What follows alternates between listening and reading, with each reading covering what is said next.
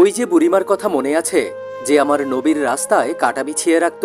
মায়ার নবী ফজরের সময় মসজিদে যাবার সময় কাঁটাগুলিকে হাত দিয়ে সরিয়ে সরিয়ে তারপর মসজিদে যেতেন। ওই বুড়িমা রাতের অন্ধকারে রাস্তার মধ্যে কাঁটাগুলোকে পুঁতে পুঁতে রাখতেন। একদিন সর্বপ্রথম যেদিন নবীজি বুঝতে পারেন নাই, সেদিন ওনার পায়ের তলা থেকে 40টার মতো বিষাক্ত কাঁটা তিনি বের করেছিলেন। আল্লাহু আকবার।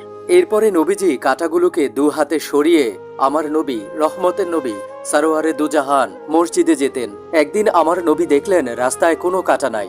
তিনি জিজ্ঞাসা করলেন, আজ রাস্তায় কোনো কাঁটা নাই কেন? সাথে থাকা লোকজন উত্তর দিল, হুজুর, আপনার রাস্তায় যে বুড়ি কাঁটা বিছিয়ে রাখত, সে অসুস্থ, বিছানায় পড়ে আছে। এই সেই বুড়ির বাড়ি, যেখানে হাজিগণ হজ করতে গেলে এই বাড়িটি দেখতে যান। বুড়ির বাড়ি থেকে সামান্য পরিমাণ দূরে অবস্থিত এই সেই মসজিদ, যে মসজিদে নবীজি রাসূলুল্লাহ সাল্লাল্লাহু আলাইহি ওয়াসাল্লাম নামাজ পড়তেন। সুবহানাল্লাহ।